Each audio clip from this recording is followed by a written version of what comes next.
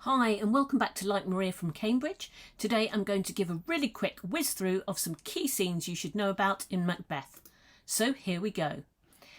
Act 1, Scene 3. Macbeth and Banquo talk. Macbeth says, "These witches, what they say cannot be good, cannot be ill."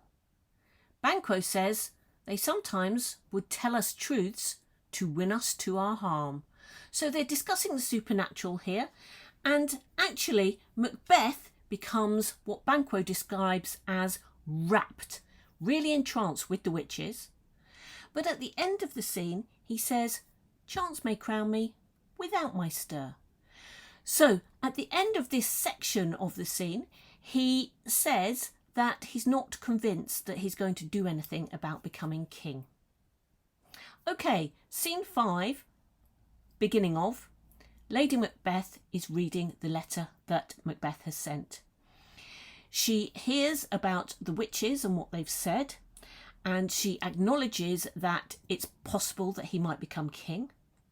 She's reading the letter aloud, but then in soliloquy she moves on and she says, "I do fear thy nature. You have too much of the milk of human kindness." And it's at this point she determines that she will pour spirits in Macbeth's ear and use her tongue to bring him to her opinion, i.e.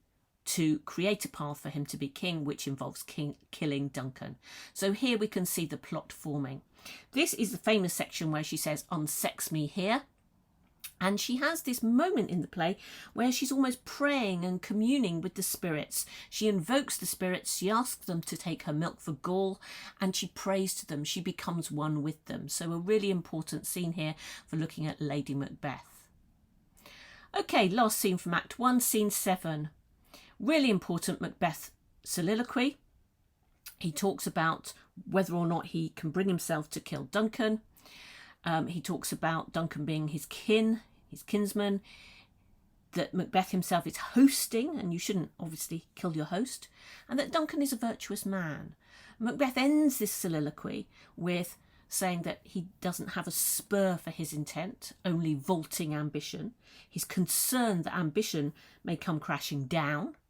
So he is not at all determined or decided at this point in the play to kill Duncan.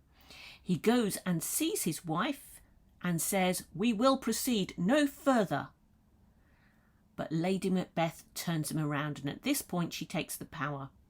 "When you durst do it, then you were a man." She attacks his masculinity and says, "You must do it. Screw your courage to the sticking place."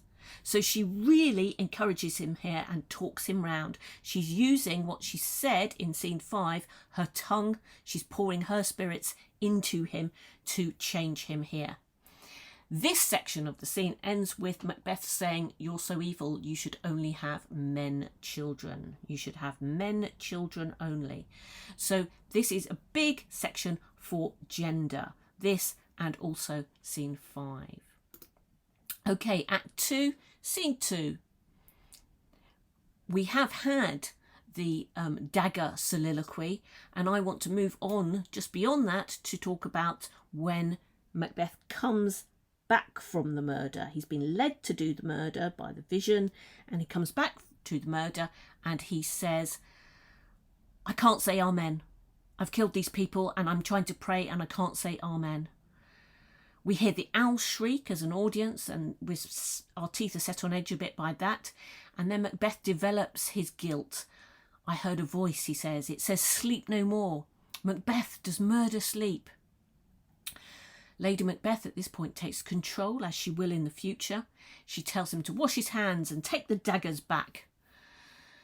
She says, "My hands are of your colour, but I shame to wear a heart so white." And it's at this point that she has taken the daggers and taken them back because Macbeth was too cowardly to do it. He can't face the scene of his crime, as it were. We're just getting over the murder here, and these two in their conversation, and then we hear the knocking on the door. The outside world is knocking in, and we know that what they're going to find is really a scene from hell. Okay, that links to our next scene, really important scene, I think, the porter scene, scene 3 of Act 2. And here we have the porter being drunk, bringing in a hellish atmosphere as well as a comic atmosphere. This scene pauses the action. We still get continued knocking, which reminds us that he's got a job to do. He's got to open the door. He's got to do the reveal of what's inside the castle. But we also get him cast as the porter of Hell's Gate, reminding us that Macbeth and Lady Macbeth have been sinful, they've done the sinful thing, they deserve to be in hell, and we are descending here into a hellish situation. So really key scene, look at that if you're looking for the top grades. Okay, last scene I'm going to talk about in Act 2. Scene 4, the old man who talks about the unnatural happenings in the world that have been happening since that night of Duncan's murder. He talks about how the smaller bird has killed the bigger bird, and he talks about how things have been unsettled and unnatural, and he's not seen things so unnatural in his entire life. He's also heard that the horses, Duncan's horses, are going wild, and Ross says, I have heard that they're eating each other. So this is a really important scene to show how things have been turned on in their head. The natural world has been undone. The natural order of things, the movement of the crown from the king, one king to another, has been disrupted. And we hear at the end of this scene that Macbeth is to be crowned in Scotland. So this scene really important again if you're looking for the higher grades, looking at the unnatural nature of things. Okay, Act 3, Scene 1, really good one for relationship between Banquo and Macbeth. They discuss the witches, but Banquo at some point in the beginning of this scene, he starts speaking on stage on his own. He says, I feel thou placed most foully for it.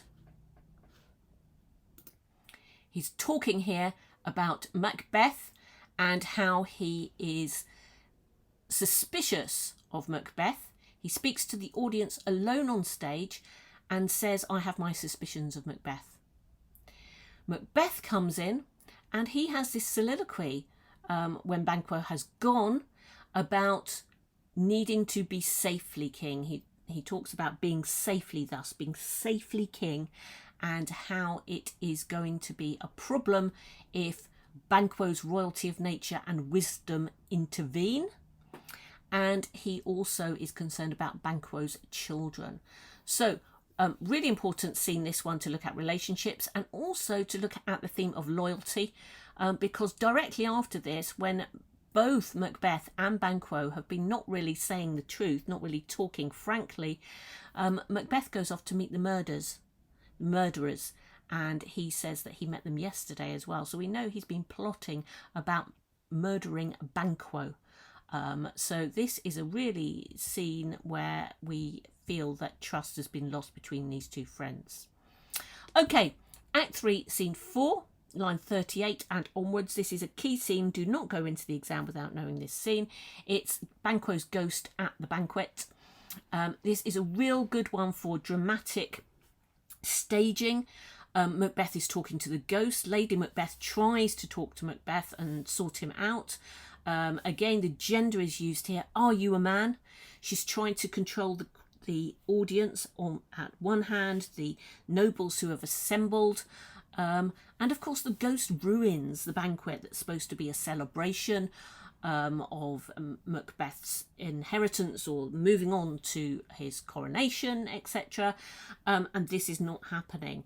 Macbeth is clearly disturbed here and very physically on stage, and it's put down to him being ill. So there is all this imagery surrounding illness at that banquet and him being disturbed, and it's interesting, isn't it? Straight after him assuming the role of becoming king, he is not able to cope with the celebrations of that, and of course it's because his conscience is weighing heavy on him in the form of Banquo's ghost. Okay, moving on to Act 4, Scene 1. Really important witch scene here. If you only look at one witch scene, look at this one.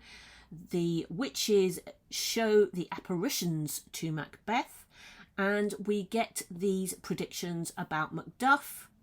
No one of woman born is going to harm Macbeth, and the idea that Great Burnham Wood will move to Dunsinane before anything happens to Macbeth. We also get a little cameo appearance again of Banquo's ghost at the end of here. And I think here really we see Macbeth beginning to get quite unsettled, a bit unnerved by things, a bit uncertain about things. But on the whole, this is quite a good scene, and it boosts his confidence to some extent, because he thinks no one can kill me, and Great Burnham Wood will not move to Dunsinane. And he becomes a little bit arrogant, and he clings on to these ideas, especially none of woman born, throughout Act 5. So that's a key scene that you should know and understand. Also, moving on to Scene 3 of Act 4, we get this scene where Malcolm plays a trick on Macduff in order to test his loyalty. In this scene, he tries to test Macduff, and he suspects that Macduff might still support tyrannical rule and perhaps be on Macbeth's side. And he says that he is going to be a type of tyrant king himself when he gets the crown. And Macduff is distressed by this, and he talks about his loyalty to Scotland and how it will be terrible for Scotland. So here, really importantly, we get a debate about what kingship is, what it is to be a tyrant, loyalty to Scotland, and we get a really important list of the kind of graces that a king should have, looking at braveness and stability and all that list. So go to Scene 3 and look at that list there. It's really important. At the end of this, Malcolm says, "I've wiped the black scruples away," and he also describes Macbeth as devilish. So that adjective there really showing the hatred of the deceiving Macbeth. Okay. Moving to Act 5, Scene 1, really key to look at this scene. Lady Macbeth is walking in with the taper. She cries out, "Damned spot." She's also doing this little nursery rhyme thing, "The Thane of Fife had a wife." She's clearly descended into a traumatised state here. We get the doctor and the gentlewoman discussing her in rather a sort of unpleasant way, really. They're watching her exhibit these things. And the doctor, interestingly, says he uses that word unnatural. Unnatural deeds do breed unnatural troubles. And he can't really do anything to save her mind here. So this is a real demonstration of how she has fallen from power, she has fallen from influence over Macbeth, and she has become consumed by guilt and troubled by that guilt. She's trying to wash the deeds off her hands, and she can't here. Okay, the last one I'm going to talk about is Act 5, Scene 8. This is where Macbeth meets his grave. Macbeth refuses to play the Roman fool or commit suicide. He says he will not yield. He really doesn't want to kiss the ground before young Malcolm's feet. But he's still convinced that he bears a charmed life. He holds on to what the witches told him about someone of woman born who can't he can't be touched by that. But Macduff here really sees the power that he's got, and he changes the narrative, and he rips into that charmed life, and he says, "I was untimely ripped from the womb, so actually your charmed life isn't so precious anymore, and I will be able to kill you." So they fight, and of course Macduff wins. To a certain extent, Macbeth goes down fighting. He's very tenacious here, and he hangs on to his essential quality, which is as a soldier, and he is somewhat kind of, I guess we could respect him for this. But we know that much of his army has swapped sides by now. The cat is out of the bag about his deceit and his murderous ways, and he has been called a tyrant many times during Act 5. So the game is up, and of course Macbeth dies. So there you have it, my scenes that I would go to and learn the night before the exam. Best of luck with everything, and do check out some of our other videos on Macbeth and particularly GCSE poetry. Thank you for listening, and please subscribe.